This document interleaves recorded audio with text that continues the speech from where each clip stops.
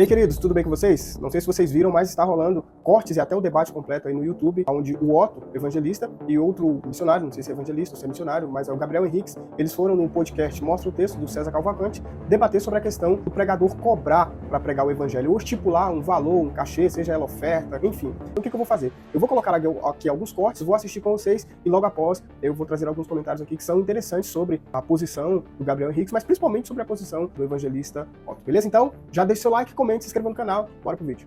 Vitor, com que base teológica, base bíblica, você defende a tese de que o pregador ele pode estipular um preço para cobrar, para pregar?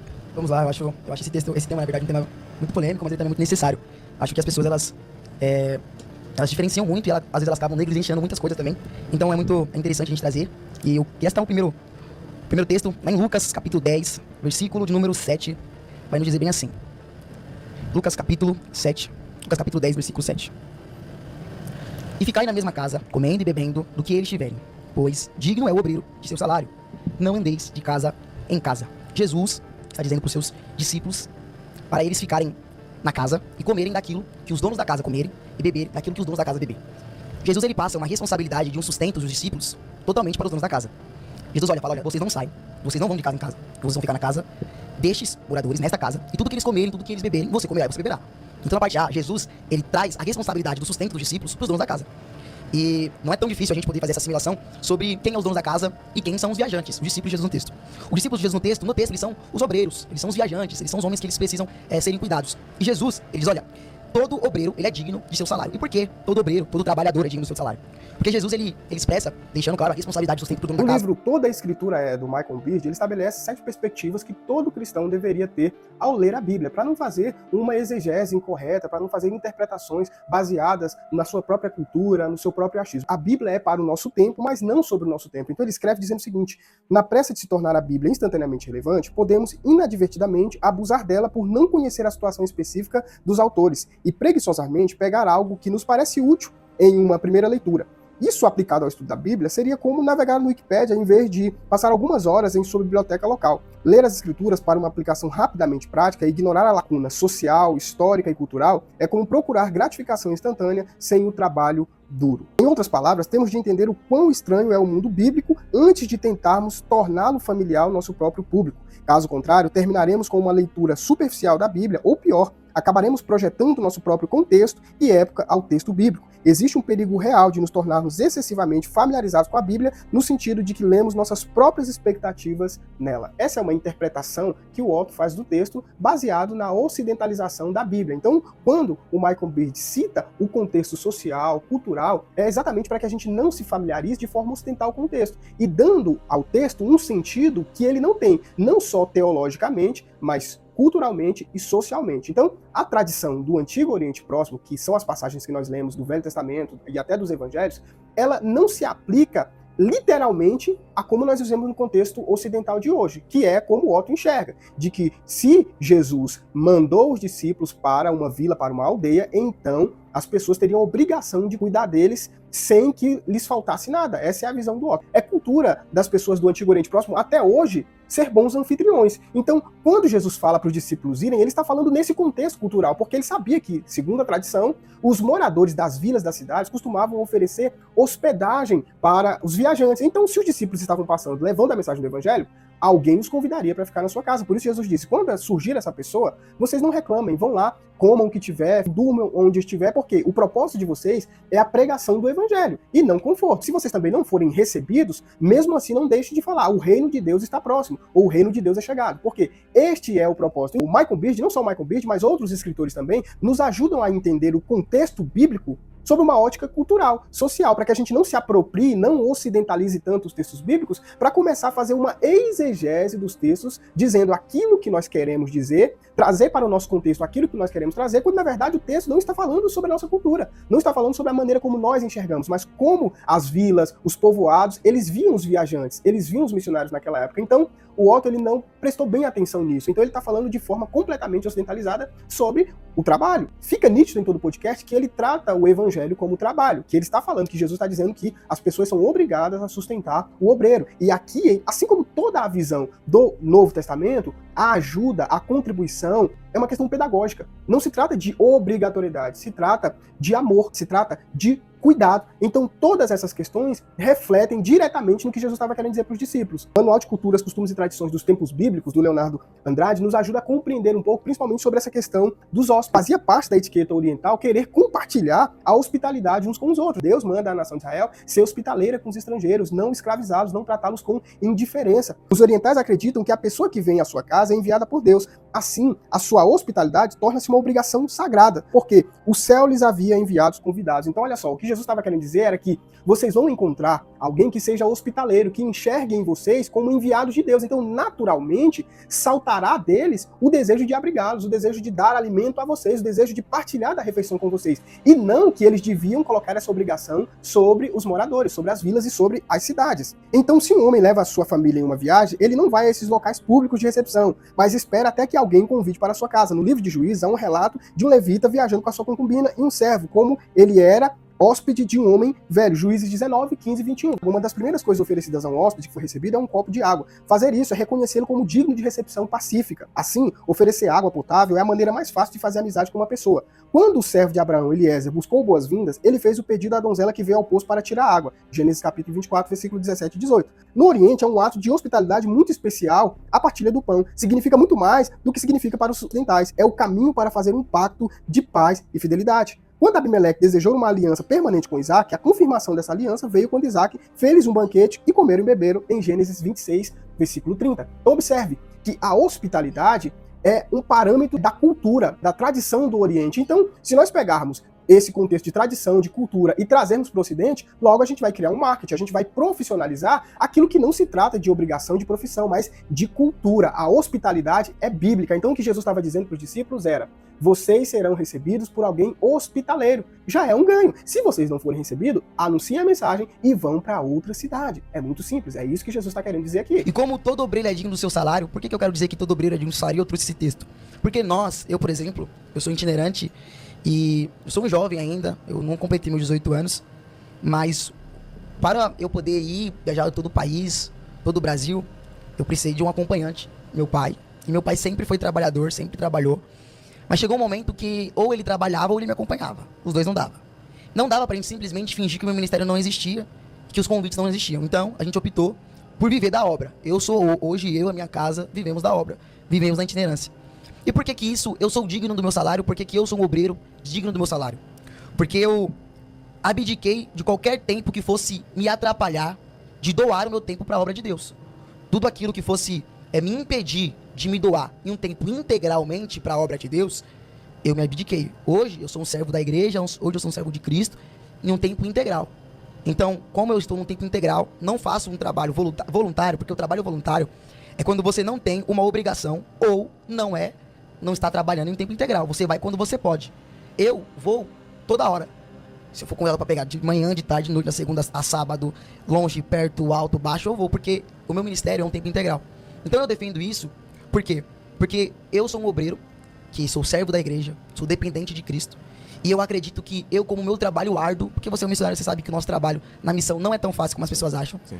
Então eu defendo que o meu trabalho, ele realmente precisa de uma recompensa, de um reconhecimento. Olha só, o que está acontecendo com o Vitor Ota, como evangelista, como missionário, acontece o mesmo com a Vitória, aconteceu o mesmo com o outro lá, o Miguel Oliveira, e tem outros aí menores também que são profetas, pregadores, itinerantes, que estão viajando no Brasil todo. Alguns têm uma certa dificuldade para estudar, né? Outros já tentam conciliar melhor. O Otto diz o seguinte: eu estava tendo muitas agendas e o meu pai estava trabalhando, mas chegou um tempo que meu pai não podia mais ignorar o meu ministério. Ou ele trabalhava ou ele me acompanhava no ministério. O que ele está dizendo é: o pai dele trocou um trabalho por outro. Ele deixou o trabalho dele em uma empresa, em uma instituição, e pegou o ministério do Otto e transformou em um trabalho. Ou seja, a fonte de renda da família será agora responsabilidade do Otto de forma indireta. E quando eu digo de forma indireta é porque o Otto não vai precisar fechar nenhuma agenda, estabelecer nenhum cachê. É aí onde entram os adultos, para dizerem: deixa comigo, deixa com a assessoria, você só vai pregar. Então, logicamente que se tornou uma profissão, logicamente que se tornou uma fonte de renda negociável. O evangelho tornou-se, neste caso, negociável, porque aqui entra o pai e a assessoria para estabelecer um valor, e esse valor já é pré-fixado. Quando a Bíblia fala sobre dignidade, a Bíblia está falando de uma estrutura que dê dignidade para o pregador. Por exemplo, quando a gente fala sobre ter alimentação, é uma questão de dignidade? Você vai convidar alguém para deixar ela com fome, sei lá, 3 dias de uma festividade que você vai ministrar, você não vai comer nada? É claro que não, é uma questão de dignidade. O transporte, de um estado para o outro, mais de 400 quilômetros, como é que a pessoa vai fazer? Ela vai a pé? Então, é digno que providencie um transporte, até um conforto para a pessoa ir até lá. É digno. É digno que a igreja estabeleça uma oferta segundo propôs no seu coração, sem que haja ali uma intermediação por parte do missionário. Olha, eu quero tanto. Não, a igreja propôs abençoar com tanto. É dignidade? É digno, porque a igreja está sendo hospitaleira, ela está vendo a necessidade daquele missionário. Em alguns casos, os missionários têm filhos, têm esposa que deixaram em casa. Então, essa ótica que abrange as necessidades do outro faz parte de uma perspectiva bíblica quando se trata de pregar o evangelho. Agora, estabelecer cachê, estabelecer mesmo até oferta, na minha opinião, assim como eu concordo com o Gabriel Henriques quando ele diz que passa do limite que a Bíblia nos permite. Excede ao limite bíblico. Porque se a gente for avaliar sob uma perspectiva bíblica, não é possível você pegar um adolescente, como o caso do Otto, ele falou que não tem ainda nem 18 anos, então ele precisa ser acompanhado pelos pais. Aí como um adolescente que ainda não pode nem mesmo, o Estatuto da Criança não permite que ele viaje para outro estado desacompanhado de um responsável. Ok, então para viajar para outro estado, ele não é responsável por si, mas para pregar para a igreja de Cristo, para direcionar pessoas, estar em uma posição de líder como missionário, evangelista, são coisas seríssimas. Quem está no campo missionário, evangelístico, entende a responsabilidade e a seriedade disso. Aí como um adolescente que não tem autonomia estatal para viajar sozinho, pode então pregar o evangelho, estabelecer oferta, cachês. É aí onde entra a responsabilidade dos adultos, que enxergam o adolescente, pelo fato de ser adolescente, como uma atração para a igreja, como uma forma pragmática de atrair pessoas para assistirem o culto. Por quê? Porque vai ter um adolescente pregando, porque vai ter uma criança pregando. O Otto não começou agora, ele já está adolescente, mas ele começou pequenininho, e para os pregadores era uma graça ver ele pregando. Enquanto ele dava tudo de si, trazendo ali o que ele via dos outros pregadores pentecostais e neopentecostais adultos, os adultos estavam vendo uma fofura nele. O Otto, se eu não me engano, ele tem mais outros irmãos de 6, na época, 15 anos, se eu não me engano, o mais velho, e ele sendo o outro irmão, eles três sendo esse grupo, esse trio de pregadores mirins, que ganharam as redes sociais. Ou seja, então, os pais enxergam no filho uma fonte de renda fixa, onde eles não vão mais precisar trabalhar. E aqui vale destacar que, ainda que nós tenhamos uma aptidão para pregar, para falar do evangelho, para comunicar, não quer dizer que isso deva se tornar um trabalho. O dom de Deus não é um trabalho, é para edificação do corpo da igreja, é para serviço da igreja e não para serviço próprio. Mas como o Otto faz essa exegese dos textos bíblicos, ele compreende e interpreta dessa maneira, então ele entende que sim, que se ele deixou a faculdade, que se ele deixou outro trabalho, se o pai dele tem que acompanhar, então sim, a igreja é obrigada a sustentar ele. E não é só as necessidades básicas que trazem dignidade, é sustentar todos os boletos que a família precisa pagar. E o objeto desse sustento é o evangelho, a pregação do evangelho. Qual é a moeda de troca para ele pagar esses boletos com as igrejas que a assessoria dele negocia? É o evangelho. E o evangelho não é um produto, mas neste caso ele se torna um produto. Eu tenho contas para pagar. O meu ministério é só esse. Eu não trabalho por mais nada, meu pai não faz mais nada, minha mãe não faz mais nada. Então, a gente vive de quê? Do evangelho. Então, automaticamente ele é obrigado a cobrar. Vocês estão entendendo? Se o aluguel, as contas, água, luz, internet, roupa, comida, está dependendo dessa oferta que ele diz que é negociada entre ambas as partes, ele torna-se então refém dessas ofertas, ele se torna refém do dinheiro, ou seja, ele não pode olhar só pelo amor agora, ele tem que negociar. Por quê? Porque eu tenho boletos para pagar. E isso, com o evangelho, é uma grande incoerência. Por isso que o apóstolo Paulo traz no Novo Testamento de forma pedagógica todas as necessidades comunitárias da igreja e a relação com a pregação do evangelho. Por isso, ele dá exemplo em si mesmo. E olha que o apóstolo Paulo, depois de Jesus, é claro, mas se tratando de apóstolo, ele foi um dos maiores apóstolos que propagou a mensagem do evangelho, implantador de igreja, missionário de Cristo. E o apóstolo Paulo, ele abria mão de ofertas para que ele desse exemplo, para que ele não fosse pesado, ainda que ele tivesse direito de cobrar, mas disse assim, eu vou abrir mão para que esse dinheiro, essa oferta, não se torne um impedimento, e muito menos, para que vocês não se gabem dizendo que eu só vim porque recebi uma oferta. Vocês entendem o que o apóstolo Paulo quis dizer? Mas hoje, os pregadores, os cantores, os missionários, a grande maioria só vai se pagar. E as igrejas já sabem que eles só vão se pagar. As pessoas já entram em contato direto com a assessoria. Não porque, eu acho que ele não vai cobrar não, é o evangelho. Não, todo mundo já sabe que só precisa saber quanto que é. Só precisamos ver se temos condições de pagar. E é aqui onde o Gabriel Henriques indica que mora a corrupção, porque uns começam cobrando pouco, depois vai aumentando, o valor vai ficando exorbitante, a autovalorização de si vai crescendo e chega a um ponto que os caras não conseguem mais pregar em igreja pequena. Por quê? Porque está ligado à oferta, ao dinheiro. As igrejas pequenas não conseguem pagar. E então o evangelho vira um grande negócio. É um grande perigo fazer isso. E então vem aqui o ponto mais importante de tudo isso, de ver todo esse cenário de pregadores mirins, profetas, apóstolos, pastores mirins. É algo que o apóstolo Paulo escreve. Todos podem pregar o evangelho? Todos devem pregar o evangelho. Mas, segundo a tradição, a cultura judaica, haverá um tempo certo para pregar o evangelho. Porque a pessoa precisa amadurecer, precisa crescer. Por isso o apóstolo Paulo escreve nas cartas a Timóteo, a Tito, sobre o preparo, sobre a importância da vivência do obreiro. Ele diz, todo aquele que deseja o episcopado, boa coisa almeja. Porém, é necessário que este antes não seja menino, não seja neófito, não seja inexperiente ou novo na fé. E alguém que é menino, é novo na fé, ele também é novo de idade. Então Paulo está se referindo aqui a alguém sem experiência na vida, alguém que tem uma bagagem de vivência que é muito curta. Então essa pessoa não pode ser alguém que vai liderar por enquanto. Tá certo? Cabe destacar. Então você está dizendo que as crianças não têm chamado, que Deus... Claro que não estou dizendo isso. Eu estou dizendo que as coisas têm que ser colocadas no seu devido lugar. E não essa precocidade roubando a infância, a adolescência dos jovens. Muitos ciclos eles ainda não viveram, não passaram, não vivenciaram. Aí eles ainda não terminaram nem de ser criança, adolescente, ainda não podem nem viajar de um estado para o outro sozinho, mas já podem levar uma mensagem bíblica sem, talvez ainda não tenham tido nem tempo de ter lido a Bíblia toda. E aqui não se trata de uma questão de ego. Quando eu quero dizer ler a Bíblia toda, ele ainda não tirou tempo para absorver, para meditar, porque a leitura bíblica é o primeiro passo, é a fonte primária de quem quer começar uma caminhada no episcopado, no chamado eclesiástico. É a Bíblia, porque através da Bíblia você vai ler outras literaturas, outros acontecimentos históricos que exatamente esses textos de Jesus vai nos levar a outras fontes históricas de tradição, de cultura, de contexto social para que a gente consiga entender aquela mensagem. Todo o aparato teológico vem da leitura bíblica. E muitos desses missionários evangelistas que são adolescentes ainda não leram nem a Bíblia toda. E em muitos casos porque nunca tiveram tempo, porque a agenda é cheia. Essa precocidade que não respeita o tempo que Deus estabelece na sua palavra traz um grande prejuízo para as crianças, para os adolescentes, rouba boa parte do tempo que eles deviam estar aprendendo para posteriormente exercer o seu chamado, o seu ministério com responsabilidade, com clareza, teologicamente embasado de acordo com a palavra de Deus, mas isso não acontece. Aí nós vemos como o Gabriel Henriques faz uma apologia bíblica, uma exegese textual com um contexto, sabe, com referências. Por outro lado, o Vitor Ota só defende o que ele acredita, do que ele aprendeu dos outros e dos outros, baseado em um contexto de capitalismo ocidental. Não, se eu estou fazendo isso é um trabalho, poxa, se eu deixei de estudar, se eu estou deixando isso, aquilo, vocês têm que me pagar. Entendem o risco? Voltando aqui ao livro de tradições do Leonardo Andrade, ele fala sobre um livro de ética dos pais da cultura judaica chamada Pirkei Avot.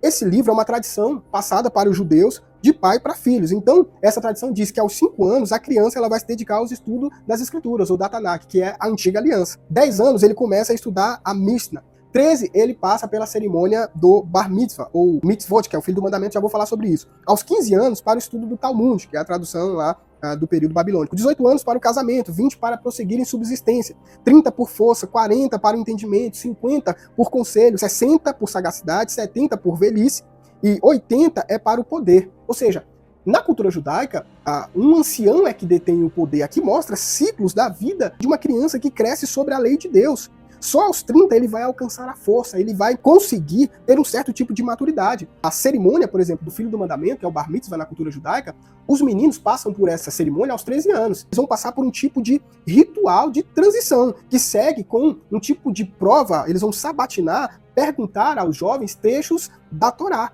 E havia um critério que eles avaliavam, que obviamente é se esse jovem citava os trechos da Torá, o que mostrava que ele era apto, que ele tinha aprendido, que ele tinha se dedicado. Se ele fosse aprovado, eles batiam a mão no seu ombro e diziam então que ele era mestre. Mas ele não ia exercer agora com 13 anos, ele ia passar pelos ciclos da Pirkei Avot, que era a ética dos pais, ele ia passar pelos ciclos, ele ia viver aos 30 anos, então, ele ia exercer o seu ministério de mestre, ele ia ensinar e fazer discípulos, então, em Jerusalém. E fica aqui uma ressalva, ele podia trabalhar, tá? Ele não precisava se não quisesse, mas se ele quisesse, ele podia trabalhar. Mas existia um critério para exercer o ministério, não era simplesmente, eu consigo, eu posso, eu vou lá fazer a obra, eu vou fazer o chamado porque eu posso. Existe um ciclo na cultura judaica. Cultura essa que nós lemos nos evangelhos, nas palavras de Jesus, no envio dos apóstolos, dos discípulos, nós enxergamos aqui o contexto da tradição, o contexto da cultura, que é muitas vezes desassociado quando a gente lê sobre uma ótica ocidental, como é o caso do Vitor Ota. Mas entende que existe um ciclo, existe um tempo, é isso que o apóstolo Paulo quis dizer. É importante que não seja neófito, que não seja inexperiente. Sabe por quê? Porque senão a pregação do evangelho se descentraliza do evangelho, se descentraliza da Bíblia, coisa que eles não conhecem, muito porque não tem interesse, não tem tempo e não teve idade para estudar. Aí você sabe quais são as pregações? As pregações sobre o que acontece na sua vida de adolescente, na sua vida familiar, na sua vida escolar. Aí sabe o que a pregação do evangelho vira? Vira isso aqui, ó. Assiste aí. Você fica aí fazendo de tudo pelos outros, que no final você ainda escuta ele falando assim: eu não te pedi nada, você fez porque você quis. Sabe por quê, gente? Porque tem pessoas que não têm caráter. Tem pessoas que você vai lá, se ajuda, você vai lá, você apoia. Você vai lá e faz de tudo por ele. E sabe o que ele faz?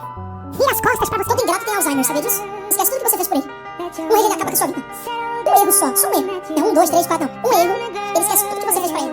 O tempo bom que você foi pra ele, os momentos de alegria que ele teve com você, ele vira de repente um barril de pólvora. O seu erro é uma chama. de fazer explodir. Esquece o que você planejou, o que você viveu. Tudo ingrato tem Alzheimer. Eu vi uma camisa virada do avesso pra revirar a vida de alguém.